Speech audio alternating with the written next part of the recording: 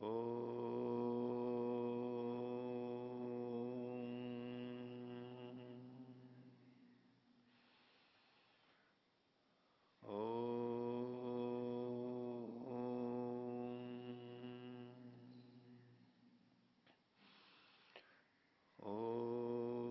सहनावतु सहनौ भुनक्तु सह वीर्यं करवावहै तेजस्विनावधीतमस्तु मा विद्विषावहै। ओम शांति शांति शांति। योग दर्शन की 98वीं कक्षा, योग दर्शन के तृतीय पाद विभूति पाद में पिछली कक्षा में हमने 22वें सूत्र तक सिद्धियों को, विभूतियों को देखा था। पिछले पाठ में से किन्हीं को कुछ पूछना है तो पूछ सकते हैं। कुछ आचार्य जी, योगी परचित्त के जानने का आलंबन क्यों बना नहीं सकता? उसको आलंबन को भी जान सकता है, वो जानना चाहे तो। चाहे तो एक अलग बात है, लेकिन यदि केवल प्रत्यय पे आलंबन, प्रत्यय पे संयम किया है, यहां जो लिखा हुआ है हम उसी तक ही केंद्रित रह सकते हैं। इन्होंने कुछ लिखा नहीं है, हेतु अलग से दे ही दिया है कि प्रत्यय पर केवल संयम किया है तो उससे संबंधित चित्त की स्थिति पता लग जाएगी। हम भी सामान्य अवस्था में किसी के मन को जानते हैं तो उसके ज्ञान के अनुसार जान लेते हैं। और ज्ञान का भी पता कैसे लगता है कि वो कैसे बोल रहा है, कैसे कर रहा है। क्रियाएं उसके कर्मानुसार, क्रियाएं उसके ज्ञानानुसार होती है, जो बोल रहा है वो ज्ञानानुसार होता है। तो इन सब से हम उस व्यक्ति के ज्ञान का पता करते हैं। ज्ञान भी तो सीधे तो दिखाई देगा नहीं। प्रत्यय पे जो करेगा संयम, तो प्रत्यय भी सीधे थोड़ा ना दिखाई देगा। ऐसे हमें तो जैसे सामान्यतः नहीं दिखाई देता, हम उसका भी अनुमान करते हैं। और ज्ञान का पता लग गया कि इसका ज्ञान ये काम कर रहा है, अभी इसका ये सोच चल रहा है, तो यही उसके चित्त का जानना कहलाता है। दूसरे के चित्त को ऐसे ही तो जानेंगे, इसके चित्त की क्या स्थिति है, इच्छा है क्या है, प्रयत्न क्या है, क्या करने वाला है, क्या कर सकता है ये इत्यादि, जो हम एक दूसरे का आकलन करते हैं। तो अब उसने किसका आलंबन ले रखा है, उसका इन्होंने कहा, उस योगी चुनने, चूंकि योगी ने उसका उसको विषय नहीं बनाया तो इसलिए वो नहीं जान पा रहा है। इतना इतना तो सामान्य लौकिक व्यक्ति भी उसका अनुमान कर सकता है। योगी की क्या विशेषता रही? नहीं, योगी सामान्य जो जानता है वो आलंबन का ज्ञान थोड़ा कर लेता है, सामान्य व्यक्ति भी तो नहीं जानता। और यहां जो चीज आपको उदाहरण से बताई जाती है सामान्य रूप से, वो केवल समझाने के लिए होती है। ऐसा नहीं समझना है कि योगी भी बस उसी स्तर का है। पीछे भी ये बात आई थी। अब मैं उदाहरण तो दूंगा, वो तो लौकिक ही दूंगा भाई, जैसे हम ये करते हैं। नहीं तो आप कहोगे कि ऐसा तो होता ही नहीं है। तो मेरे को उदाहरण तो यही देना होगा कि देखो जैसे हम भी ये जान लेते हैं, एक स्तर पर जान लेते हैं। और विभूति कब कहलाती है? जब वो ही क्षमता अधिक हो जाती है, कई गुना अधिक हो जाती है, तो हमें विभूति लगने लगती है, हमें सिद्धि लगने लगती है, हमें चमत्कार लगने लगता है। हम आश्चर्यचकित होते हैं, हम अचंभा मानते हैं, दांतों तले उंगलियां दबा लेते हैं, उसको महान समझने लगते हैं। यही तो है ना, बाकी सब में भी यही देख लीजिए। तो ऐसे ही जब ये लौकिक उदाहरण दिया जाता है तो आप ये प्रश्न करेंगे कि फिर योगी की क्या विशेषता हुई इसमें। ये तो हम भी कर लेते हैं। विशेषता ये कि वो उसको अच्छी तरह जान लेता है, व्यापकता से जान लेता है। हम एक अंश में जानते हैं, हम थोड़ा सा जानते हैं, हमारे में अंदर संभावनाएं ज्यादा रहती हैं। उसके द्वारा जो अनुमान किया जाता है, जो जाना जाता है, उसमें ठीक ठीक जानना रहता है। वो निश्चय से कह सकता नहीं ऐसा ही होगा, इतनी सूक्ष्मता से जानता है वो, ऐसा ही होगा। हम कई बार केवल संभावना करते रहते हैं, हमारा आकलन निश्चय गलत भी हो जाता है। ये विशेषता उसमें रहेगी। दूसरों को पता भी नहीं लगेगा कि ये इसके मन की बात जान कैसे गया, ये उस बात को जान कैसे गया। हम अब फिर मैं लौकिक उदाहरण ही दूंगा। मनुष्यों में भी आप देखेंगे कभी कभी बातचीत चल रही है और एक ने जान ली कि नहीं ये करने वाला है, पहचान लिया उसको, वो चला गया आदमी, आपस में बात की, कोई कह रहे नहीं नहीं ऐसा कुछ नहीं, आप गलत समझ रहे हो, बोले नहीं मेरे को तो ये लग रहा है, देखते हैं चलो। उसने वैसा ही किया। तो कई व्यक्तियों में से एक व्यक्ति या कुछ व्यक्ति पहचान लेते हैं, नहीं इसकी तो ये मंशा लग रही है, ऐसे करने वाला है, ऐसा प्रतीत हो रहा है, ये सच्चे हृदय का है, ये छल कपट वाला है इत्यादि। तो वो आकलन कैसे कर लेते हैं? कोई सूक्ष्मता देखी उन्होंने, कोई बिंदु पकड़ लिया कि ऐसा ऐसा होता है तो ऐसा होगा, इस तरह से वो बोला इसका मतलब यही होता है, इस ढंग से बोला इसका मतलब यही होता है। ऐसा जिसने ध्यान से देखा, सूक्ष्मता से एकाग्रता से देखा, तो वो सटीक उत्तर दे देता है, अधिक निश्चय पूर्वक दे देता है। योगी उसको अधिक कर पाता है, ये विशेषता बनेगी। और किन्हीं को पूछना? पूछ। 21वें सूत्र में 21? 21वें, हाँ तो इसमें जो ग्राह्य शक्ति और रूप के विषय में जो चर्चा आई थी, हाँ। तो क्या भौतिक पदार्थों में जो सामने अपन स्थूल पदार्थ जो देखते हैं, क्या उनमें ऐसा कोई उदाहरण है जिसमें रूप तो प्रकट है लेकिन ग्राह्य शक्ति प्रकट ना हो? ग्राह्य शक्ति प्रकट ना हो, अब वही वाली है ये, पर एक उस जैसा उदाहरण दे देता हूं आपको बस समझने के लिए। रडार के द्वारा वायुयानों को पकड़ते हैं, अंतरिक्ष में जो उड़ते हैं, शत्रु के या अपने हेलीकॉप्टरों को पकड़ते हैं रडार के द्वारा। अब ऐसे विमान आ गए जो कि रडार की पकड़ में नहीं आते हैं, रूप तो है उनमें लेकिन रडार नहीं पकड़ पा रहा है। रडार क्या करता है, यहां से कुछ तरंगे किरणें भेजता है, वो निकलती भी चली जाती हैं, और बीच में कोई वस्तु आती है, ऑब्जेक्ट आता है, तो उसे टकरा करके वापस आती है, उनको वो ग्रहण कर लेता है। तो जो वापस लौटती है उसके आधार पर कि हाँ यहां कोई चीज है जिससे लौट करके आ रही है। चमगादड़ भी ऐसे ही काम करता है। चमगादड़ ध्वनि तरंगे फेंकता है, उसी से पता लगता है कि कहां रास्ता है और कहां दीवार है, और वो देखो कितनी तेजी से उड़ता है, ऐसे जैसे कि हम आंख वाले करते हैं। वो किरणें छोड़ता है, उसको पता लग जाता है, उसको कीड़ों का पता लग जाता है, ऐसे और बहुत से जंतु कहते हैं किरणें फेंकते हैं, उनको पता लग जाता है यहाँ ये चीज है, कोई हिलती भी चीज है, ऐसा उनको एकदम जैसे हमें आंखों से पता लगता है, ऐसे उनको उससे पता लग जाता है, और वो सारी गतिविधियां अपनी खान पान की, आने जाने की वैसे करते रहते हैं। तो रडार से भी किरणें निकलती हैं, वहां जाती हैं, लौट के आती हैं, वो वस्तु पकड़ में आ जाती है। लेकिन ऐसे वायुयान बना लिए गए जो रडार की पकड़ में नहीं आते, या तो बहुत दूर होते हैं तो नहीं पकड़ में आएंगे, उसकी सीमा से बाहर चले गए, रेंज से बाहर चले गए, लेकिन सीमा में रहते हुए भी पकड़ में नहीं आते, तो वो उसके रडार की होते हैं, रूप होता है, लेकिन फिर भी पकड़ में नहीं आ रहे, तो जो उसकी ग्राह्य शक्ति है उसको रोक लिया उसने, होते हुए भी नहीं पकड़ में आ रहा है, ऐसी स्थिति बना ली। वो कैसे बना लेते हैं? तो जैसा मेरा अनुमान है करते हैं, निश्चित नहीं कह सकता, नहीं तो विज्ञान वाले ही और ज्यादा बता सकेंगे जो जानते हैं, कि वो उन किरणों को ही वहीं पकड़ लेते हैं, रोक लेते हैं, या उसमें से किरणें पार जाती, लौट नहीं पाती किरणें।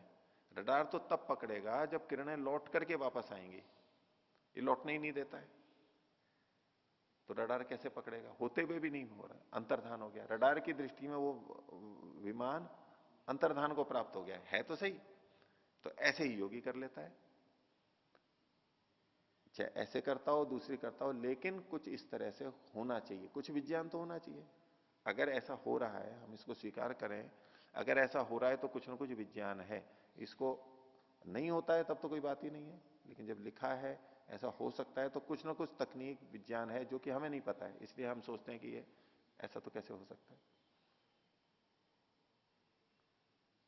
तो पकड़ नहीं पाते, ये अपनी रोक देते हैं उसको, ग्राह्य स्तंभ शक्ति। और एक और इससे जुड़ता हुआ सीधा उदाहरण नहीं, लेकिन स्थूल उदाहरण मैंने दिया था, जो मोबाइल आदि को जाम कर देते हैं, वो होते हुए भी नहीं चल पाते, किरणें होते हुए पकड़ नहीं पाते, वो उनको सबको ऐसा अपने पास ले लेते हैं, ऐसी किरणें छोड़ते हैं कि वो पता ही नहीं लगता है लोगों को।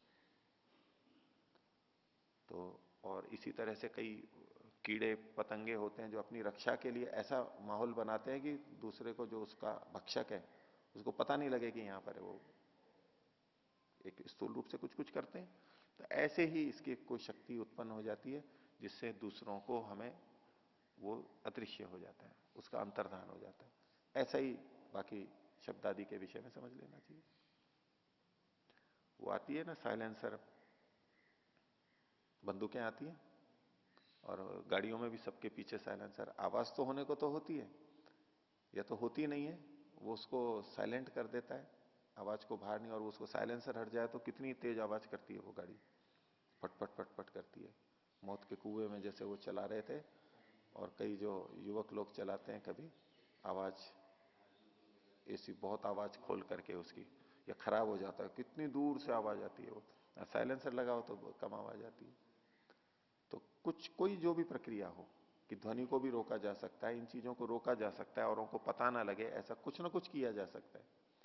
जो अफीम को लेकर के जाते हैं वो भौतिक उपाय करते हैं कि भाई अफीम की गंध आ जाती है, नहीं तो उसको चरस की और इसकी गंध आ जाती है, ये गाड़ी रेलगाड़ी वगैरह में जाते हैं उसको लपेट के और करके, और ऐसा करते हैं कि उसकी गंध बाहर नहीं निकले।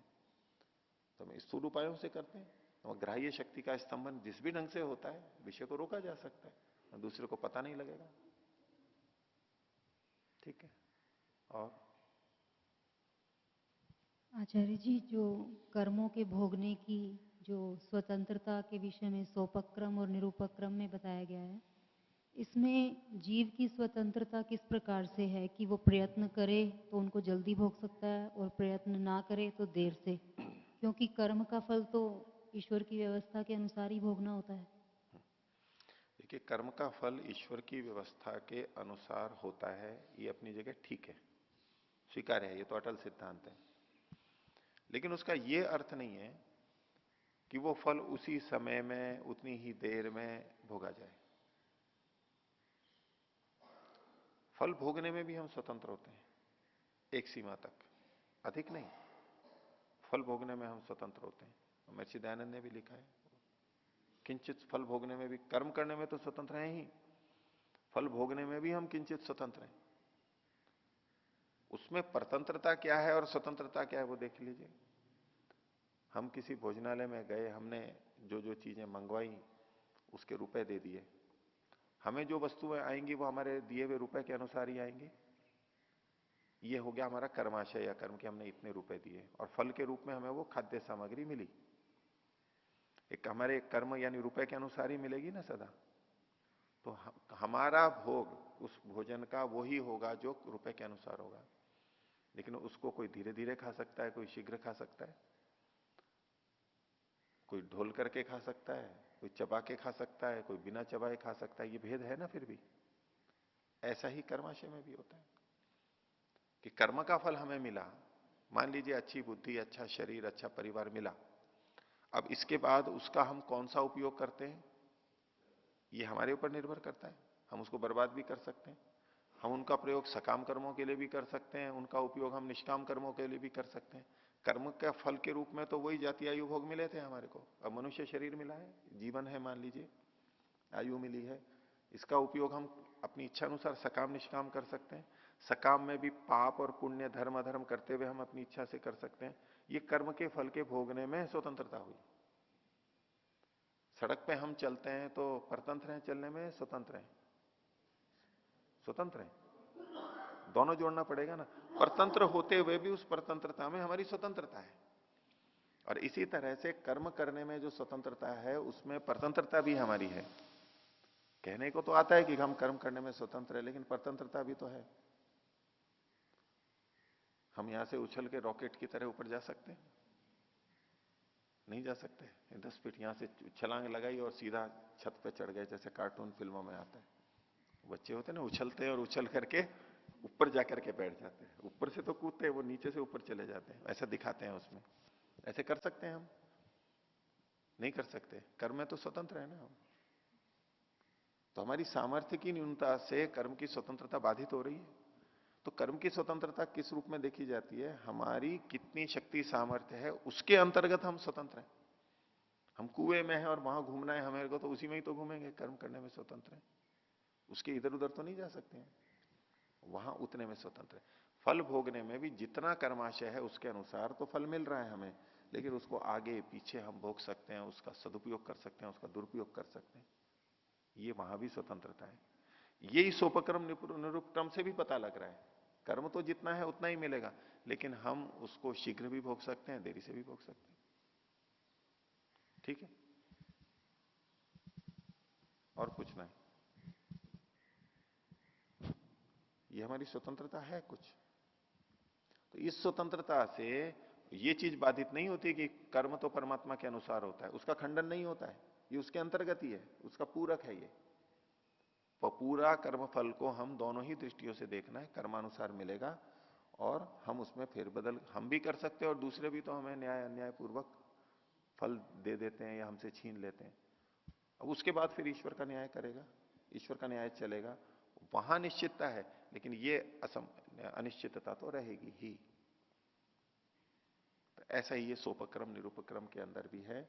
और चूंकि वहां पर कुछ कर्माशय होते हैं जो जाति आयु भोग देते हैं, त्रिविपाकारम भी, ठीक है, त्रिविपाकारम भी कहे थे, और द्विविपाकारम भी होता है, एक विपाकारम भी होता है।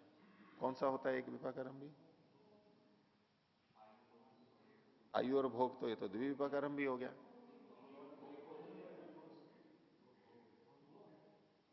भोग है, एक विपाकारम भी हो सकता है। आयु जब भी आएगी तो उसके साथ में भोग भी जुड़ा हुआ रहेगा। अकेली आयु को नहीं कहा गया एक विपाकारंभी में, भोग तो एक विपाकारंभी हो सकता है। और जाति आएगी तो जाति भी अकेली नहीं आएगी कभी, जाति के साथ में आयु और भोग भी तो रहेंगे। आयु और भोग को हटा करके जाति को देख सकते हैं क्या? ये मनुष्य बन गया है, आयु कुछ नहीं है और भोग कुछ नहीं है, बस केवल मनुष्य योनि है, ऐसा कह सकते हैं क्या? नहीं कह सकते। और आयु होगी तो कुछ ना कुछ भोग भी होगा, भोग से अतिरिक्त आयु को अलग से ले नहीं सकते, इसलिए वहां उन्होंने त्रिविपाकारंभी, द्विविपाकारंभी में उन्होंने आयु और भोग दोनों को लिखा है। अब ये जो सोपक्रम निरूपक्रम है, हम उस परिप्रेक्ष्य में यहां जोड़ते हुए देखेंगे। तो केवल आयु को आगे पीछे करना कैसे हो सकता है, उसकी एक संभावना लोक में प्रचलित है, वो भी मैं बताता हूं, क्योंकि यहां एक प्रश्न उठता है कि अच्छा सोपक्रम और निरूपक्रम है, ये एक भाविक कर्म कह रहे हैं आयु को देने वाला, इसको हम कैसे जल्दी भोग सकते हैं और देरी से भोग सकते हैं? तरीका आयु का। अन्य भोगों के लिए तो ठीक है कि भाई हमने इसको जल्दी रुपए जल्दी खर्च कर लिए, चीजें अधिक खा ली, अन्य विषयों का भोग अधिक कर लिया, ये सब हो सकता है। आयु को कैसे करेंगे? तो आयु को कैसे करेंगे हम?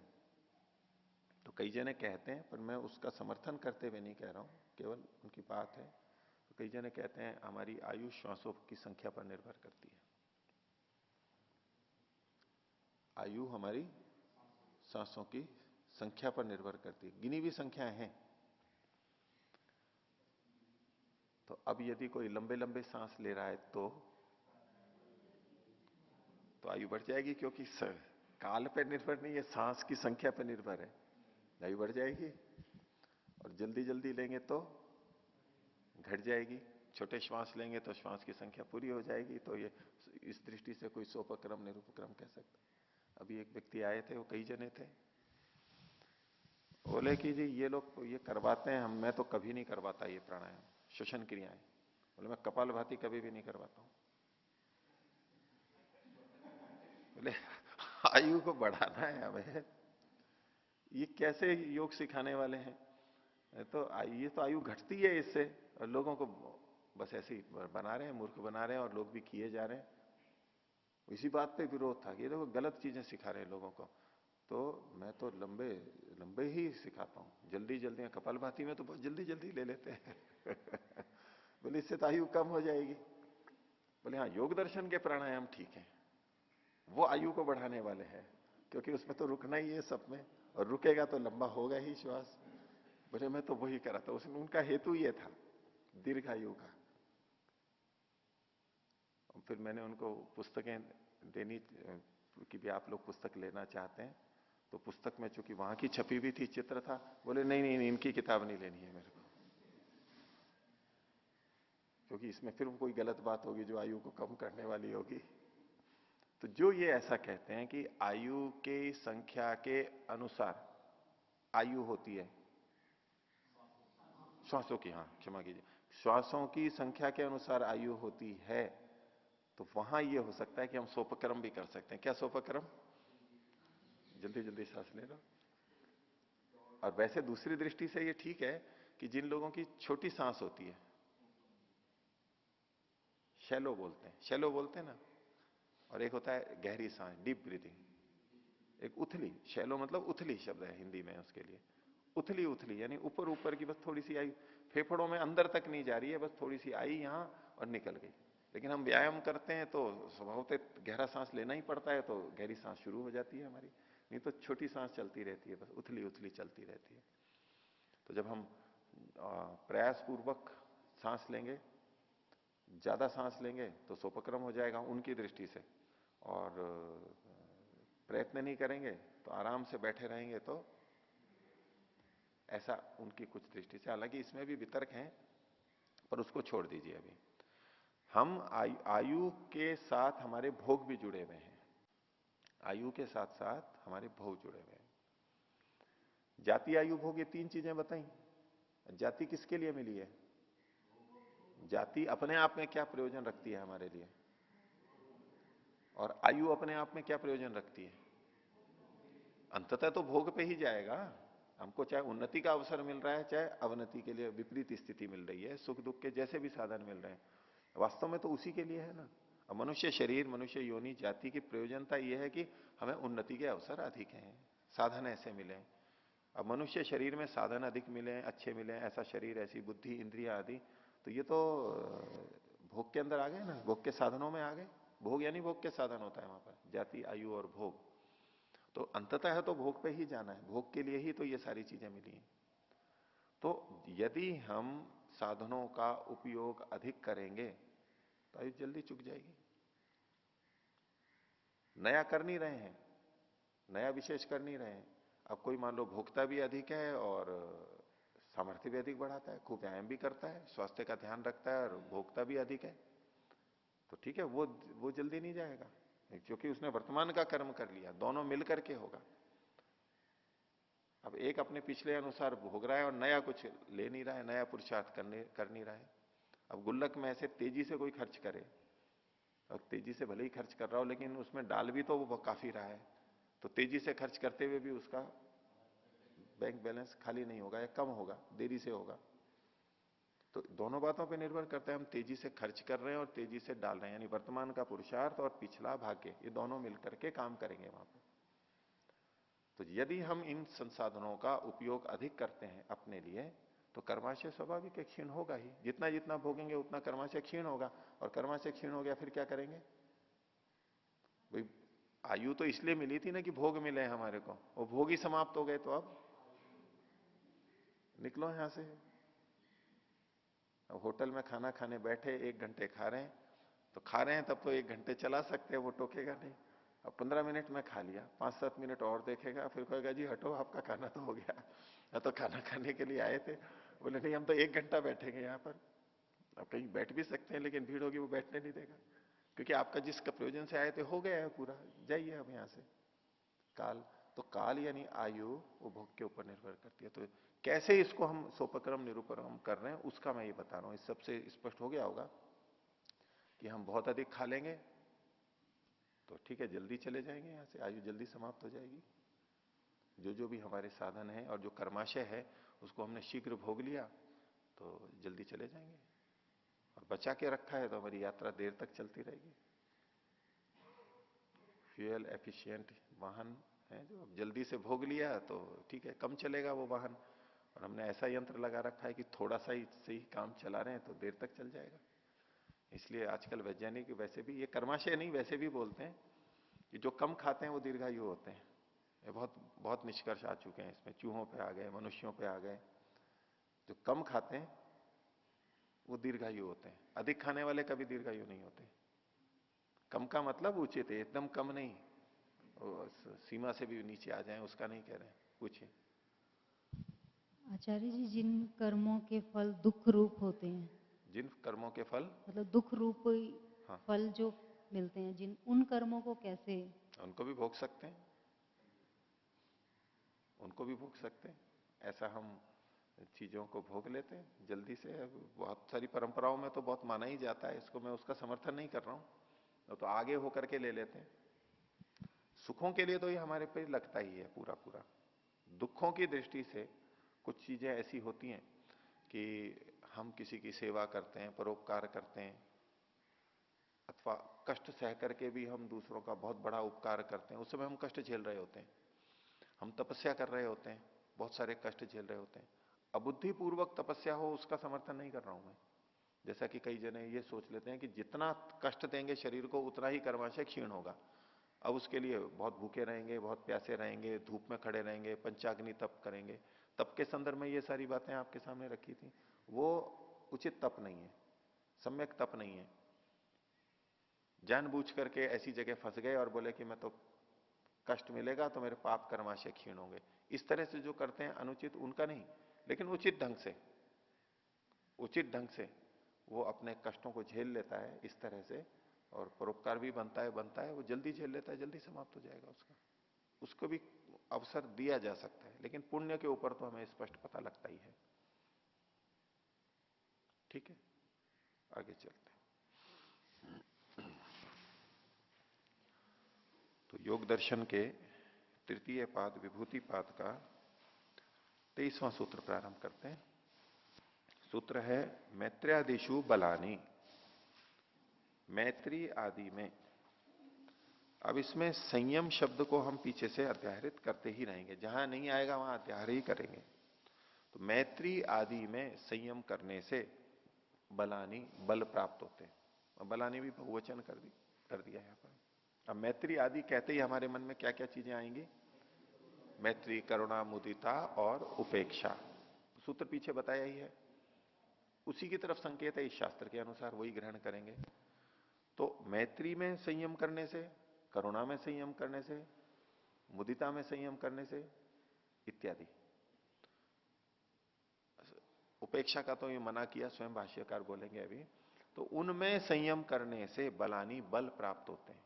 कैसे बल प्राप्त होते हैं? मैत्री में संयम करने से मैत्री का बल मिलता है, करुणा में करुणा का, मुदिता में मुदिता का, ये बात भाष्य में कहेंगे। तो इन पे भी संयम किया जाता है, इन पे भी धारणा, ध्यान और समाधि लगती है। भाष्य देखिए, मैत्री, करुणा, मुदिता इति तीसरो भावना, ये 3 भावनाएं हैं। उपेक्षा को छोड़ा है। तत्र भूतेषु सुखितेषु मैत्रीम भावयित्वा, सुखी लोगों में मित्रता को की भावना करके, वो इसी सूत्र की शैली है, वही बात है। मैत्री बलम लभते, मैत्री के बल को प्राप्त कर लेता है वो, मित्रता का बल उसमें आ जाता है। वो मित्रता का बल किस रूप में देख सकते हैं? कि वो लोगों से शीघ्र मित्रता कर सकता है। अच्छे लोगों से उसके मन में मित्रता का भाव बहुत शीघ्रता से आ जाएगा। जो सुखी संपन्न है उनको देखते ही एकदम मित्रता का भाव आ जाएगा, उसकी ये बल प्राप्त हो जाएगा, उसमें परेशान नहीं होगा। और कई बार हम मान लो सुखी संपन्न को देख लिया, हम मित्रता तो करना चाह रहे हैं लेकिन प्रयत्न से आ रही है, आ नहीं रही है, और अपनापन भी अधिक नहीं आ रहा है, मित्रता अधिक नहीं आ रही है, ये स्थिति बन सकती है। लेकिन जिसने ये अभ्यास किया है, उसमें संयम किया है, वो मित्रता के बल को बहुत अधिक प्राप्त कर लेता है। वो शीघ्र ही किसी भी सुखी संपन्न को देख करके एकदम मित्रता के भाव को ला सकता है, बहुत अधिक मित्रता का भाव ला सकता है और अधिक मित्रता कर सकता है। ये उसका बल है, ये इसकी विभूति है। हम में से बहुत से व्यक्ति होते हैं ये कहते हैं कि मैं किसी को मित्र ही नहीं बना सकता, मेरे को मित्र बनाना ही नहीं आता, कोई मेरा मित्र ही नहीं बनता है। मित्र नहीं बनते हैं वो कभी हमारे व्यवहार का दोष होता है, वो अलग बात है, हमारा दुर्व्यवहार। लेकिन बोले मैं मित्रता करूं कैसे, कैसे जाऊं अजनबी व्यक्ति के साथ, कैसे मिलूं, कैसे बात करूं, उसको समझ में ही नहीं आता है। और जाके फिर बोलने का प्रयास करता है तो ऐसा कर देता है कि दूसरा सोचता है कि इससे तो मित्रता नहीं करनी है। वो अपनी समझ से तो प्रयास करता है लेकिन दूसरा सोचता है कि ये तो मूर्ख है, इसको समझ में नहीं आता क्या पूछना चाहिए, क्या बोलना चाहिए, मित्रता की जगह और उससे हट जाता है व्यक्ति, ऐसे प्रश्न पूछ लेता है।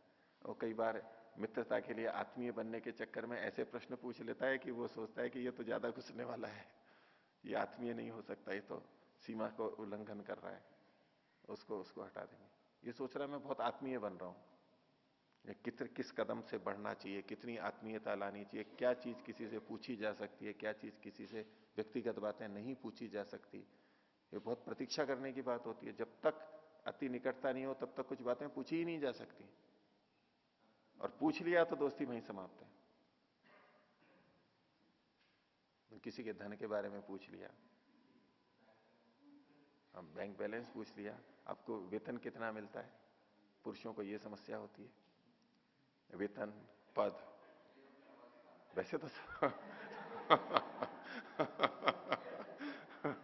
वैसे तो सभी को हो सकती है, लेकिन जिसका वेतन अधिक है वो जो बताना चाहता है कि कोई पूछे और संकेत करे और मैं बताऊं कि मेरी इतनी तनख्वाह है, उनको छोड़ दीजिए।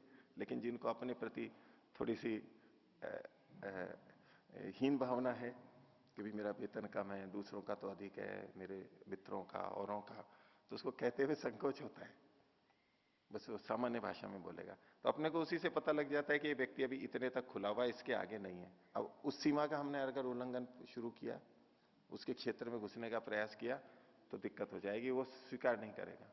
हाँ, या तो पहले दूसरे को विनम्र कर लिया हमने, यानी हम भी विनम्र हो गए, वो भी, और आपस में मित्रता हो गई, आत्मीयता का भाव आ गया, तब तो फिर ठीक है। अब वो तो इतने खुल जाते हैं कि कोई बात छुपा के ही नहीं रखते, अगर इतने आत्मीय हो जाते हैं। लेकिन ये देखना होता है। और महिलाओं के अंदर इसके साथ साथ आयु का भी रहता है। आयु पूछ लो तो बहुत बड़ी बात हो जाती है। YouTube पे एक वीडियो आया था, तो एक एक कार्यक्रम था, उसमें लोग बैठे हुए थे, मंच के नीचे कुर्सियां लगी हुई रहती है ना, ऐसे एक जगह खाली थी सीट, तो वहां पर दो महिलाएं आ गई एक साथ, और उनमें ये झगड़ा हो गया कि मैं बैठूंगी यहां पर। वो अपने अपने तर्क दे रही थी। एक ने कहा कि मैंने इसको पहले से देख लिया था कि मैं यहां पर बैठूंगी, और मैं चल करके आ रही थी आपसे पहले। दूसरी बोली नहीं, मैंने पहले इसको छुआ है,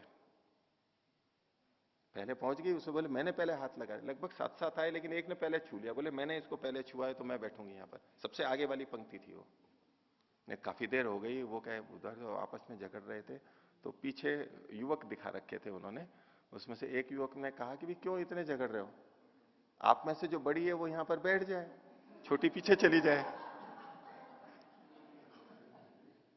अब माजरा बिल्कुल बदल गया। वो बोली, एक बोली कि आप बैठिए या मैं मैं पीछे जाती हूँ। दूसरी बोली नहीं, आप बैठो, मैं पीछे जाती हूँ। इतना झगड़ रही थी, गालियां दे रही थी, और ये एकदम बदल गया। तो ये आयु भी बहुत चीजें होती है पूछने के लिए।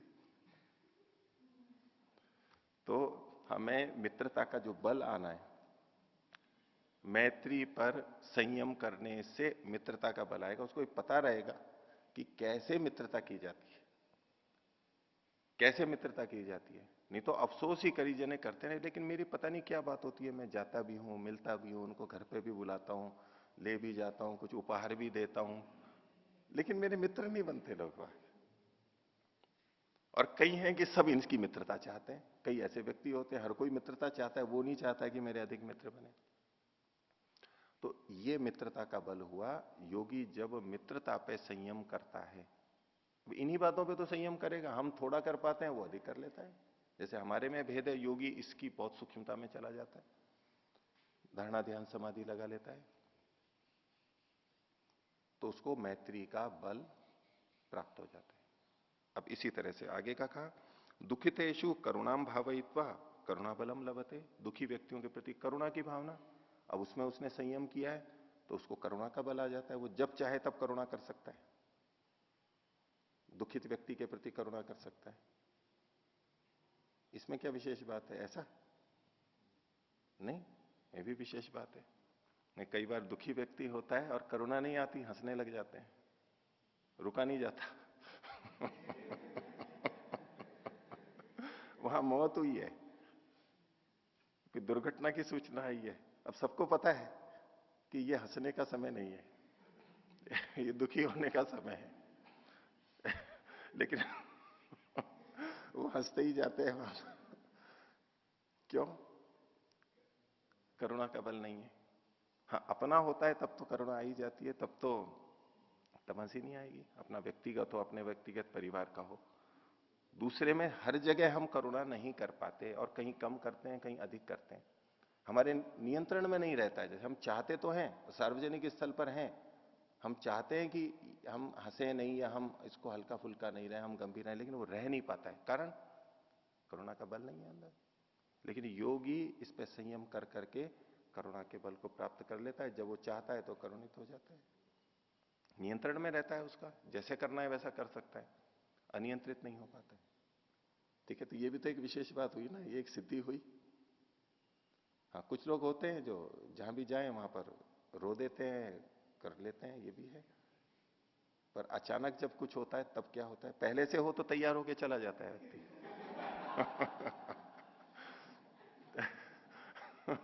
वो कई घंटे पहले से तैयारी करता है कि भाई कहीं ऐसा ना हो जाए कि वहां में हंस पड़ूं, कोई चुटकुला बोल दूं, ऐसा वो अप्रासंगिक हो जाए। और जाऊं तो मैं सद्भावना के लिए, और उल्टा हो जाए मेरे प्रति कि देखो इसके मन में तो क्या है और ये कैसा व्यवहार करता है।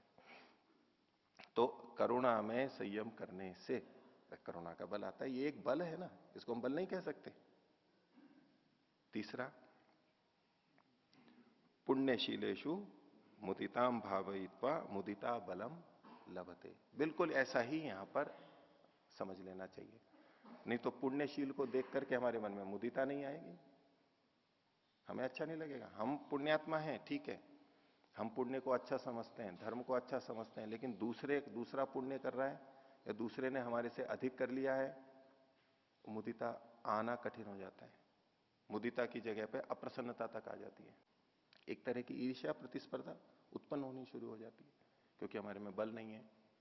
हम उस सबको अच्छा समझते हैं, हम भी अच्छा कर रहे हैं, लेकिन हमारे से सवाया अगर पुण्यशील आ गया तो वहां दिक्कत शुरू हो जाती है। कारण मुदिता का बल हमारा नहीं है, हमारा संयम उतना नहीं है। जितना है उतना तो कर पाते हैं, उससे एक जाकर के नहीं होगा। और कोई व्यक्ति अपने बताने लगे मैंने ये पुण्य किया, मैंने ये पुण्य किया, ये परोपकार किया, तो व्यक्ति सुनना नहीं चाहेगा। थोड़ी देर तो सुनेगा, उसके बाद उसमें उकताहट आने लग जाएगी, उसको उबासियां लेने लग जाएगा उसी समय। जबकि जग रहा है, वो उबासी का चिन्ह है, इधर उधर देखने लग जाएगा, पता लग जाएगा कि इसकी रुचि नहीं है अभी, वो सुनना नहीं। जबकि तो अच्छी बात हो रही है, अच्छा काम हो रहा है, उससे सीख भी सकता है, लेकिन वो मुदिता नहीं आ पा रही है, उससे थोड़ा हट रहा है, बच रहा है, अपने को दबाव में महसूस कर रहा है, अपनी श्रेष्ठता उसको कम प्रतीत हो रही है, अपने को छोटापन में देखने लग जाता है। तो उस मुदिता बल का अभाव है, पुण्यशीलों के साथ में मुदिता न हो पाना। लेकिन योगी इनमें संयम करके इस बल को भी प्राप्त कर लेता है। तो ये 3 बल हुए, मैत्र्यादिषु बलानि। अब आगे कहते हैं कि भावनातः समाधि यह ससंयम। ये जो समाधि लगती है कैसी, भावना से होती है, भावना से जुड़ करके होती है। ये वस्तु नहीं है कोई ऐसी कि जिस पे केंद्रित होकर के हम समाधि लगा रहे हैं, आत्मा परमात्मा या अन्य कोई स्थूल चीज, जड़ चीज। ये भावना पे केंद्रित है, वहां भी समाधि लगती है। भावनातः समाधि, और इसको भावना को यहां पर संस्कार शब्द से भी खोला गया है कि ये जो समाधि लगती है, ये जो एकाग्र होता है, ये भावना से यानी संस्कारों से होती है, जिसको हम वासना रूप संस्कार कहते हैं, भावना कहते हैं। यानी भावना भी जो आ रही है, भावना हमें प्रतीत हो रही है, तो ये तो वृत्ति रूप में है, लेकिन वो भावना उठी कैसे है, उसके पीछे हमारे संस्कार काम करते हैं, जो छाप पड़ी हुई है हमारी। तो भावनातः समाधिर यह ससंयम, उसे ही यहां पर संयम कहा गया। ततो बलानी अवंध्य वीर्याणी जायन्ते, और ऐसा करने पर जब उसकी समाधि लगती है, इतना एकाग्र होता है, तो उसमें बल उत्पन्न हो जाते हैं। बलानी जायन्ते, कैसे बल होते हैं, अवंध्य वीर्याणी, जो बंध्या नहीं होते, यानी उत्पन्न करने वाले, लाभ देने वाले होते हैं, जिसको कोई दबा नहीं सकता, ऐसे अटूट बल। अवंध्य वीर्याणी मतलब अटूट बल, या यूं कहें अव्यर्थ बल। ऐसा बल जो कि व्यर्थ नहीं होता, नाकाम नहीं होता है, वो बल काम ही करता है, रुक नहीं सकता किसी से। अमोघ होता है, अमोघ, जैसे अमोघ अश्व होता है जिसको जो झुटलाया नहीं जा सकता, अचूक, ऐसा बल उसको प्राप्त होता है। दूसरे शब्दों में कहते हैं दुर्धर्ष, जिसका घर्षण नहीं किया जा सकता, ऐसा बल प्राप्त होता है इस समाधि से। हमारा तो बल दब जाता है, भिन्न भिन्न, कहीं उठा हुआ भी रहता है, कहीं दब भी जाता है। इसको ये दबता नहीं, ये अवंध्य वीर्याणी जायन्ते। तो 3 का बताया, चौथे के लिए अब आगे कहते हैं पापशीलेषु उपेक्षा न तो भावना। पापशील व्यक्तियों के प्रति जो उपेक्षा की बात वहां पर कही थी चित्त प्रसादन के लिए, तो बोले कि ये जो है उपेक्षा न तो भावना, ये कोई सकारात्मक भावना नहीं है। उपेक्षा कोई भावना नहीं है। इसलिए ततश्च तस्याम नास्ति समाधि, इसलिए उसमें समाधि ही नहीं होती है, उपेक्षा में समाधि नहीं होती है। मैत्री करुणा मुदिता में समाधि हो रही है, उपेक्षा में समाधि का निषेध किया जा रहा है। तस्याम नास्ति समाधि इत्यतो न बलम उपेक्षातः, इसलिए उपेक्षा का बल भी नहीं होता है। तत्र संयमा भावा, क्योंकि उसमें संयम ही नहीं हो सकता है। तो ये जो पंक्ति लिखी है इन्होंने, ये हमें इनके उपेक्षा के तात्पर्य को समझाने में भी सहायक है। कि सामान्य रूप से हम उपेक्षा किसको करते हैं? जिससे हमें द्वेष होता है, जो हमारी हानि करता है, वो वास्तव में उपेक्षा नहीं होती है। वो ईर्ष्या द्वेष, द्वेष उसमें जुड़ा हुआ रहता है, शत्रुता जुड़ी हुई रहती है, अमित्रता जुड़ी हुई रहती है, क्रोध हमारे अंदर रहता है, उसकी हानि करने का भाव रहता है, ये नष्ट हो जाए, ये हट जाए, ये भाव रहता है हमारे मन में, उसको हम सामान्यतया उपेक्षा कहते हैं। और जो लोक में भी है कि ये मेरी उपेक्षा कर रहा है, तो परिवार में हो उपेक्षा करने लग जाते हैं तो बड़ा कष्टदायक होता है। आजकल इग्नोर शब्द बोलते हैं उसके लिए, ये मेरे को इग्नोर कर रहा है। ये आते जाते हैं सामने से, आने वाला है तो उधर मुंह फेर करके निकल जाता है, ये मेरी उपेक्षा करके चला गया, इग्नोर करके चला गया। कोई आ रहे हैं, कोई मित्र होता है तो वो रास्ता उधर का हो हमारा, तो भी हम बढ़ करके उसकी तरफ जाते हैं, कुछ इशारा कर देते हैं नहीं भी जा सकते तो। और कोई पास में भी आ गया है और हमारे को उससे नहीं मिलना है तो ऐसा कुछ बहाना करके, चेहरा देख के जैसे हमने देखा ही नहीं है उसको, और उधर से बगल से निकल जाएंगे, अपने आप में निकल जाएंगे। उपेक्षा करते हैं, इग्नोर करते हैं। इसमें अंदर द्वेष आदि का भाव रहता है, ये तो भावना है, लेकिन उससे चित्त तो प्रसादन होना नहीं है। उपेक्षा के इस स्वरूप पे कोई संयम करे, इससे क्या होना है? इससे तो और हानि होगी। वो तो चित्त प्रसादन के उपाय थे, ये चित्त की प्रसन्नता के। तो वो उपेक्षा जो भावना रूप है वो तो यहां पर गृहित ही नहीं है। यहां कौन सी गृहित है? उपेक्षा का भाव, कि न तो उससे मित्रता न शत्रुता, कुछ नहीं, बस बिल्कुल निष्पक्ष तटस्थ, कुछ नहीं। अब कुछ नहीं है तो भावना कहां से हुई वो? इसलिए उसमें संयम भी नहीं है, इसलिए उपेक्षा का कोई बल भी नहीं होता है। तीन ही बल इन्होंने यहां पर गिनाए। अब ये और भी समझने योग्य है, गंभीर विषय है कि इसके पीछे इनकी क्या मंशा रही होगी, क्या सिद्धांत काम कर रहा है मन का, मनोविज्ञान का, क्यों इसको भावना नहीं कहा इन्होंने। हो गया इतना? तो मैत्रेयादिषु बलानी। अगला सूत्र देखिए, 24वां सूत्र, बलेशु हस्ति बलादीनी। बलेशु संयमात, संयमात फिर भी ले लेंगे, बलों में संयम करने से। बल बहुत तरह के हो सकते हैं, अलग अलग हो सकते हैं, उनमें से किसी भी बल से संबंधित बात हो सकती है, सब पे घटेगा ये। बलेशु हस्ति बलादीनी, हाथी के बल आदि प्राप्त हो जाते हैं। जिस तरह के बल पर संयम करता है उस तरह का बल उसको प्राप्त हो जाता है। तो 24वां सूत्र है अगला, बलेशु हस्ति बलादीनी। विभिन्न बलों में संयम करने से हाथी आदि का बल आ जाता है। जिस बल पे संयम करते हैं उसका बल आ जाता है, ऐसा व्यास भाष्य के अंदर लिखा है। देखिए, हस्ति बले संयमात हस्ति बलो भवति। हाथी के बल में संयम करने से हाथी के जैसे बल वाला हो जाता है। अब हाथी का कैसा बल होता है? मोटा होता है। तो मोटा होता है वो कोई बल है क्या? तगड़ा होता है। तगड़ा का मतलब तो मोटे ताजे को भी तगड़ा बोलते हैं। शक्ति अधिक होती है वो, जैसे कि उनसे जंगलों में बड़े बड़े पेड़ों के लठ जो होते हैं पूरे के पूरे तने खींच करके ले जाते हैं। गाड़ियां हैं, यूं ही सूंड से उठा लेता है किसी भी चीज को, पेड़ को यूं ही मोड़ देता है, तोड़ देता है, हमारे लिए जो संभव नहीं होता है। इस तरह का जो बल है, तो उसमें संयम करने से हाथी का बल आ जाता है। आगे, वैनते बले संयमाद वैनते बलो भवती। वैनते कहते हैं गरुड़ को, पक्षी जो आकाश में उड़ता है, सबसे बलवान पक्षी कह लीजिए। और तो छोटे मोटे होते हैं, वो दूसरे को भी पकड़ लेता है, गति में तेजी से, उसके पंजे से छूट नहीं पाते हैं दूसरे, ऐसे। ये भी बल है, अलग तरह का बल है, चपलता युक्त बल है। हाथी का बल अलग तरह का है, ये चपलता युक्त है, गति वाला है, तीक्ष्ण है, उस तरह का बल आ जाता है। और वायु बले संयमाद वायु बलो भवती। वायु के बल में संयम करने से वायु के बल वाला हो जाता है। वायु का बल क्या है?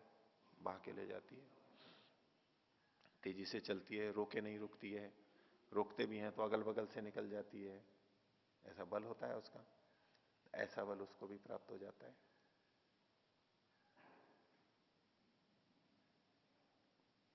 समझ में नहीं आता है भाई, यंत्रों में देख लो ना, यंत्रों में भी तो कर लेते हैं। अभी वो गेहूं साफ किए थे तो बड़ा पंखा लगाया था, उड़ रहे थे।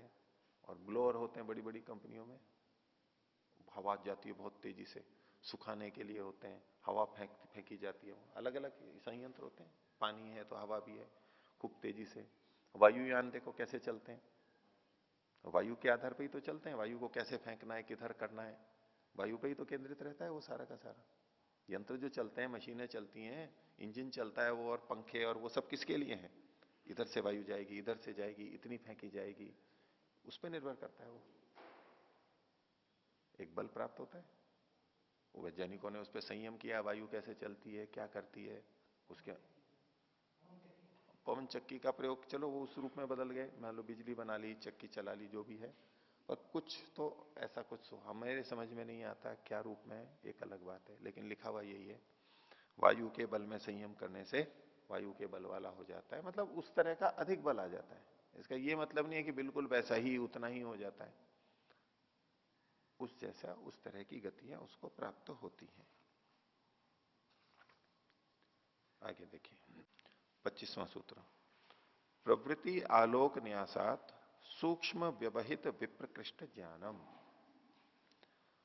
प्रवृत्ति के आलोक का न्यास करने से, प्रवृत्ति एक पीछे आई थी, भाष्य भी बता रहेंगे, ज्योतिषमती प्रवृत्ति, उसका संकेत है यहां पर, उसके आलोक का न्यास करने। ज्योतिषमती जो प्रवृत्ति थी उसमें ज्ञान की प्रधानता है। आलोक मतलब प्रकाश को बोलते हैं, आलोकित हो गया, प्रकाशित हो गया, प्रकाशित हो गया। उसका न्यास करने से, न्यास मतलब उसको किसी जगह पर लगाने से, स्थिर करने से।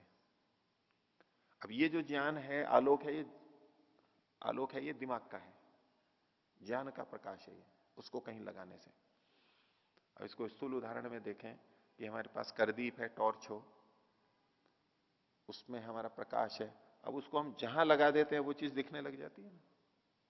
हम अपने इधर भी कर सकते हैं टॉर्च को, इधर भी कर सकते हैं, जो देखना चाहते हैं देख लेते हैं ऐसे। ये क्या किया हमने, उस आलोक को वहां न्यस्त किया, न्यास किया, उसका वहां लगाया, इस जगह लगाया, उस जगह लगाया। हमारे हाथ में रहता है ना, अब इस हाथ वाले प्रकाश को तो छोड़ दो, अब ज्ञान वाले प्रकाश को देखिए। हम भी ऐसा करते रहते हैं ना कि भाई अपने ज्ञान को यहां लगाओ, अब इसको वहां लगा दिया है, इसको हम कहते हैं बुद्धि को वहां लगा दिया, दिमाग को वहां लगा दिया, हमारे ज्ञान को वहां पर लगा दिया हमने। तो जहां लगाएंगे वो पता लगने लगती है ना। और ज्ञान का प्रकाश अलग अलग होता है, सबका अलग अलग होता है। तो एक व्यक्ति बहुत जानता है किसी, मान लो मोबाइल के बारे में जानता है, यंत्र के बारे में जानता है, बहुत कुछ जानता है। अब एक हम जानते हैं सामान्य, हमारे सामने वो आएगा तो हमारा आलोक उस पर कैसा पड़ेगा और कैसा ज्ञान होगा, उतना ही ज्ञान होगा। और दूसरे व्यक्ति के सामने जो इसका विशेषज्ञ है, जब वो वस्तु जाएगी, मोबाइल जाएगा, इंजन जाएगा, तो वो कैसे देखेगा, वो अलग तरह का आलोक देखेगा, विशेष आलोक से देखेगा उसका ज्ञान। जैसे कि छोटी टॉर्च और बड़ी टॉर्च, हेलोजन या ऐसी कोई विशेष प्रकाश वाली। तो प्रवृत्ति के आलोक के न्यास से क्या होता है, सूक्ष्म व्यवहित और विप्रकृष्ट ज्ञानम। जो वस्तुएं बहुत सूक्ष्म हैं, छोटी हैं, उनका भी ज्ञान होने लगता है, जिसका ज्ञान हमें सामान्यतया नहीं होता। जैसे बिना टॉर्च के नहीं दिख रहा, टॉर्च जलाई तो हमें दिखने लग गई वो छोटी चीज भी। ऐसे ही जो बुद्धि का जो ज्ञान है, प्रवृत्ति आलोक है, वो ऐसी जगह पर लगाए तो सूक्ष्म चीजें भी दिखने लगती हैं, सामान्यतया नहीं होती। विप्रकृष्ट, व्यवहित, व्यवहित मतलब जिसका व्यवधान है, दीवार के पीछे की, पर्दे के पीछे की, ऐसे छुपी हुई जो पीछे है, थैले के अंदर की, उसका भी ज्ञान होने लगता है। और विप्रकृष्ट का मतलब है बहुत दूर जो होती है, उनका भी ज्ञान होने लगता है।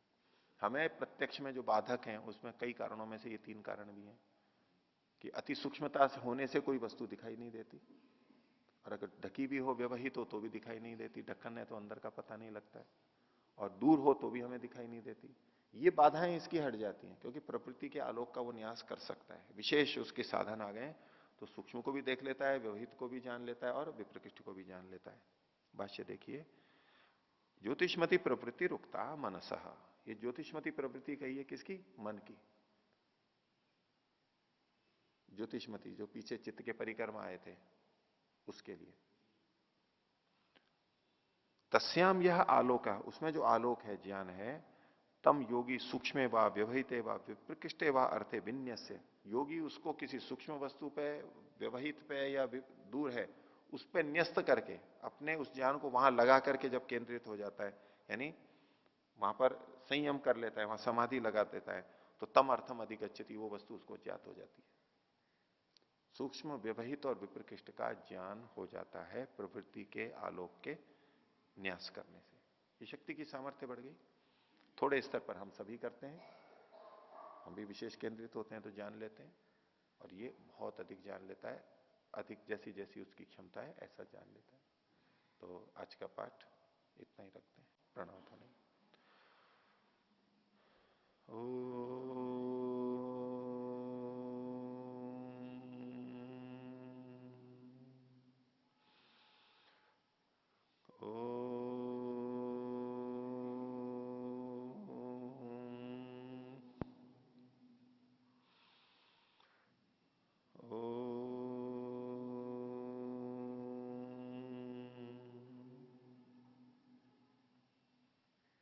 सभी को सादर अभिवादन। ओम शांति।